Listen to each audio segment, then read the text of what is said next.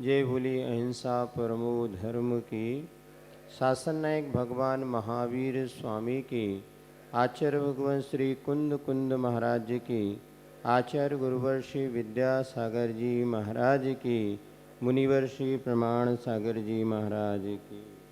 पूज्य मुनि श्री 108 निर्वीत सागर जी महाराज की।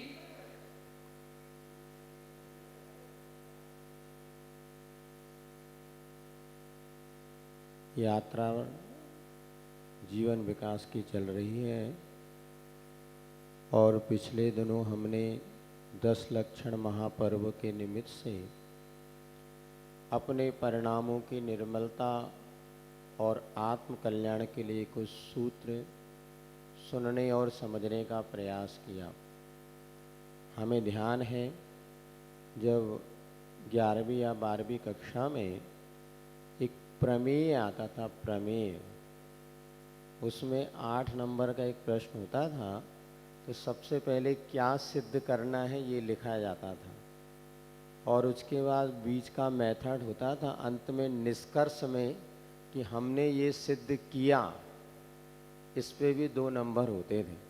तो पहले में 2 नंबर, अंत में 2 नंबर और बीच की मेथड के 4 नंबर।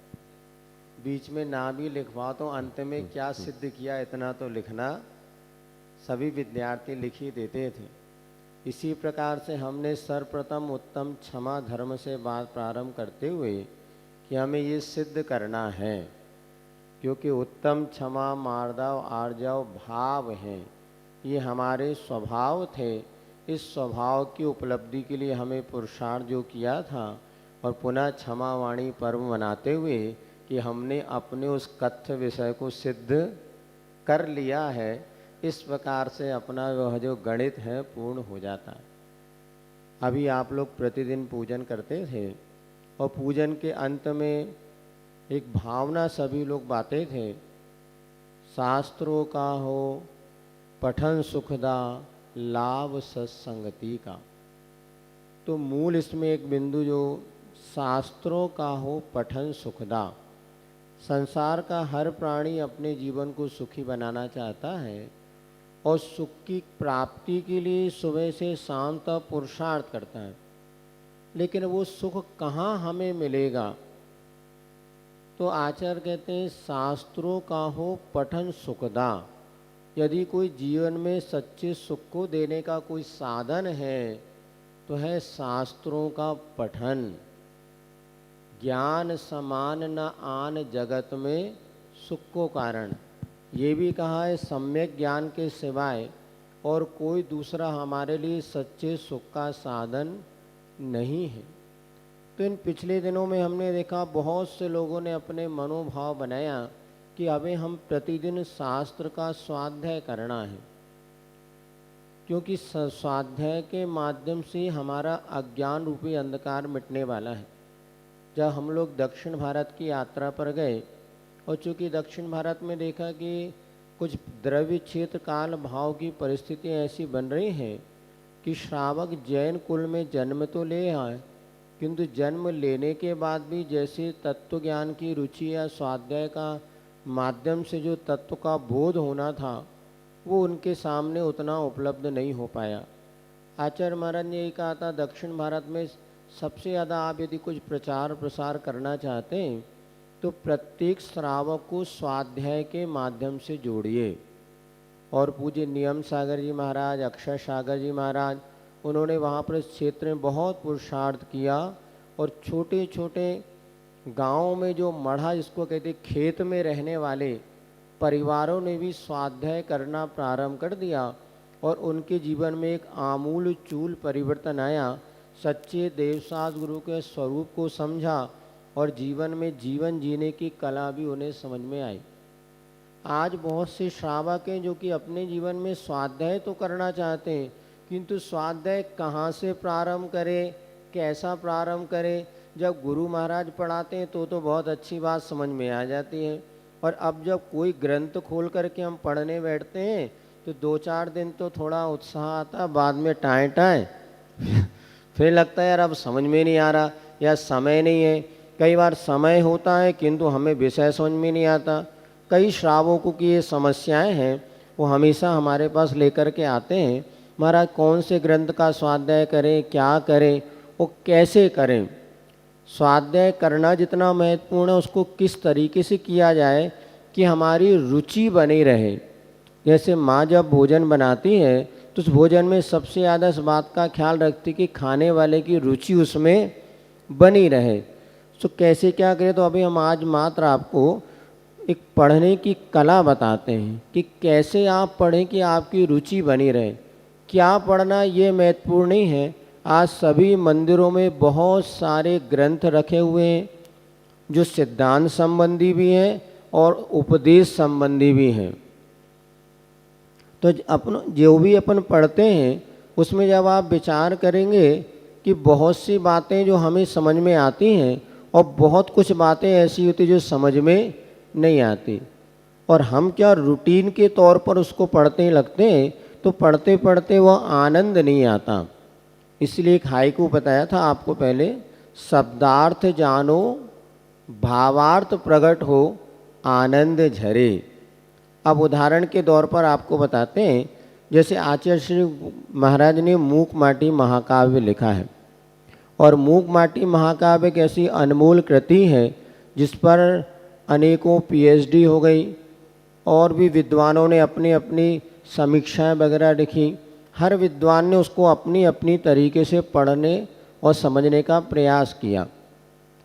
और अब जब हम सोचते हैं कि हम आचार्य श्री की किस कृति को पढ़ें, तो चूँकि काव्य में होने से बहुत कुछ विषय ऊपर से चला जाता है। हमने ही बचपन में जब घर में थे प्रयास किया था मूक माटी पढ़ने का, किंतु 40-50 पेज पढ़ने के बाद ही हमने कहा अब तो श्रद्धा से उठाया था और श्रद्धा से वापस रख दो, क्योंकि विषय विशेष समझ में नहीं आ रहा। फिर बाद में एक बार मौका पड़ा, पढ़ाने का मौका पड़ा, और धीरे धीरे वो विषय स्पष्टीकरण होता गया, और उसी पर आधार बना करके एक ये उपाश्रम की छाँव नाम से इस पुस्तक का पूरा अर्थ मूक माटी का कर दिया। जिस व्यक्ति ने इसको पढ़ा है उसको बहुत सरलता से मूक माटी का हृदय जो है समझ में आने लगा है। अब जैसे कोई भी ग्रंथ आप उठाते हैं, कहाँ से पढ़ना क्या पढ़ना उतना महत्वपूर्ण नहीं है।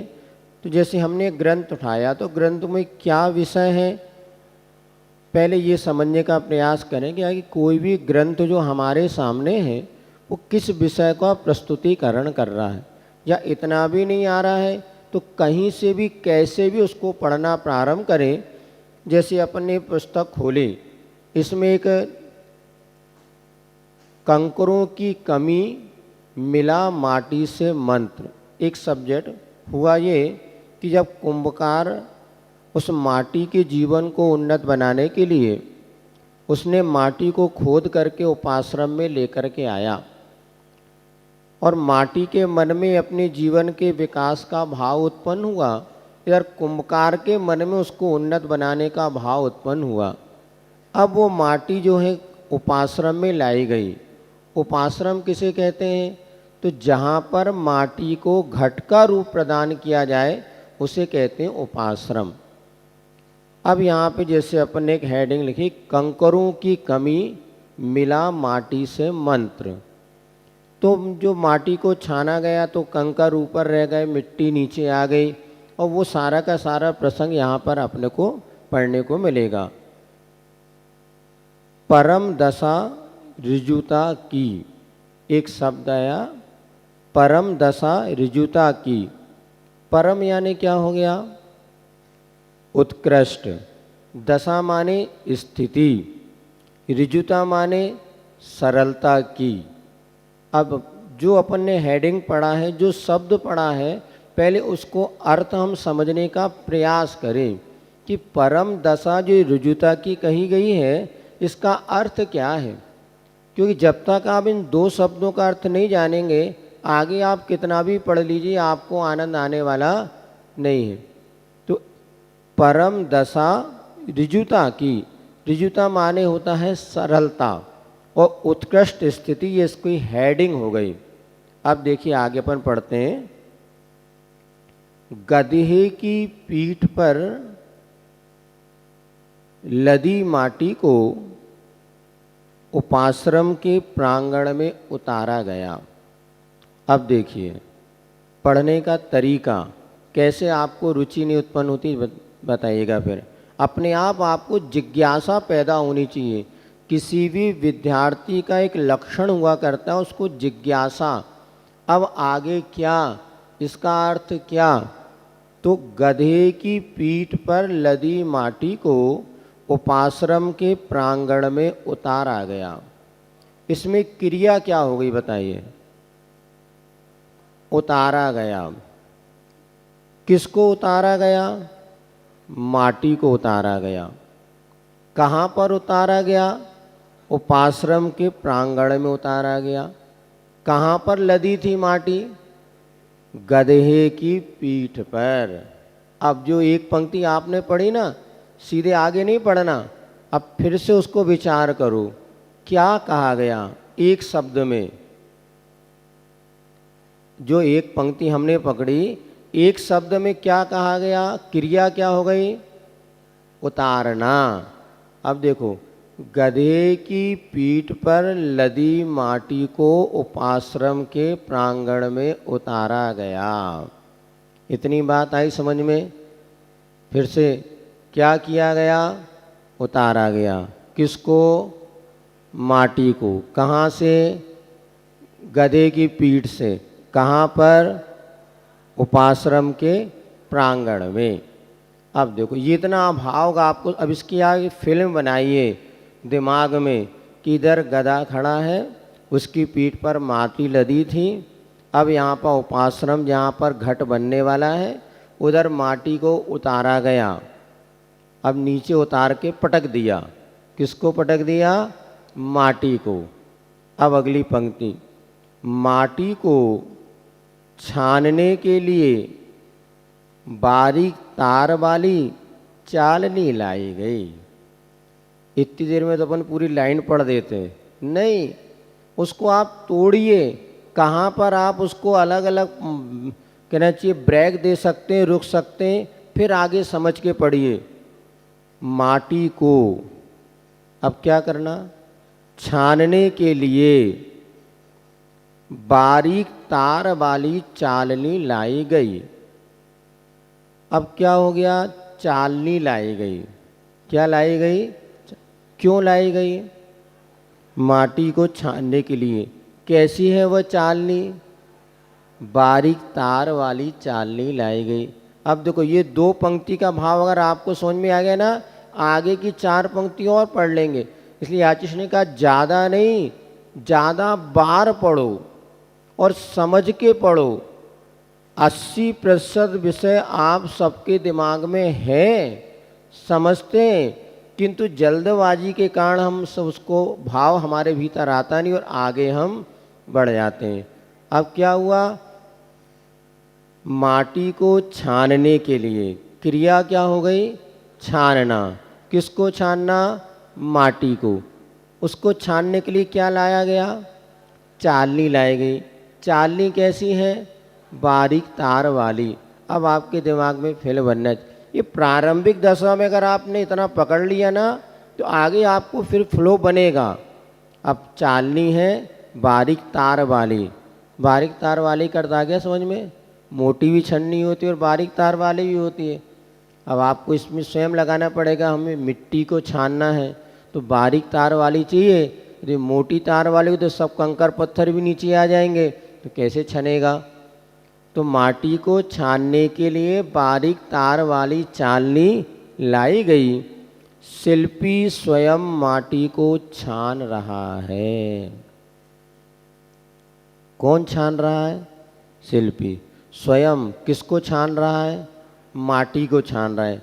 अर्थात ये समझना, किसी भी अच्छे कार्य को करने के लिए हमें स्वयं ही आगे आकर के उसको करना होगा।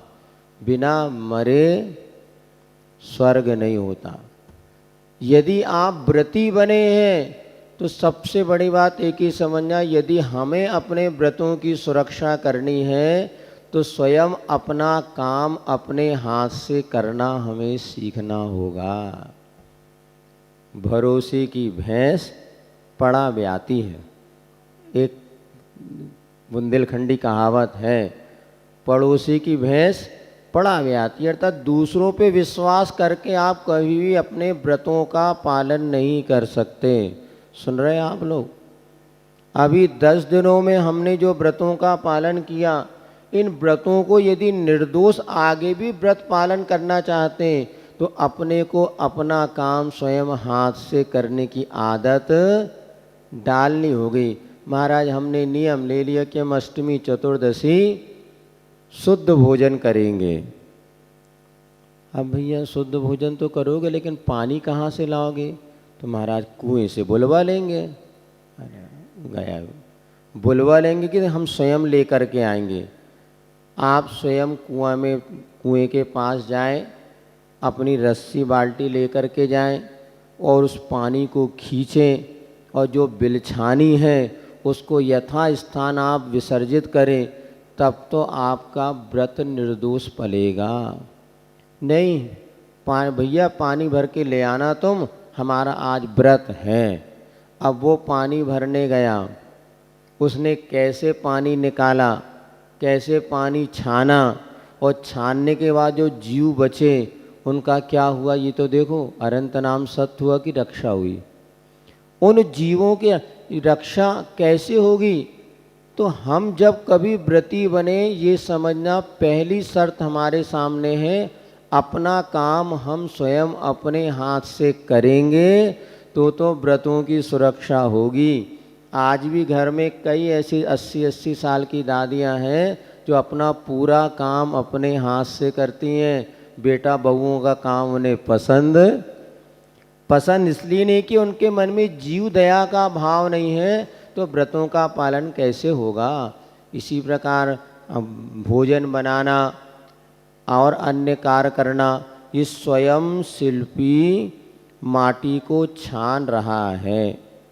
अपनी दया से भींगी करुणामयी आँखों से चालनी के नीचे गिरी माटी को भाव सहित देखता है, फिर छनी माटी को अपने हाथ में उठाकर रुचिपूर्वक अंगुलियों से छूकर देखता है। अब कैसा है शिल्पी? उसकी आँखें कैसे हैं? दया से भींगी करुणामयी आँखें हैं। यदि व्रती और सम्यक दृष्टि की आँखें कैसे होती हैं? दया से भींगी करुणामयी होती हैं। अर्थात इतना ही आपको समझाने का भाव है।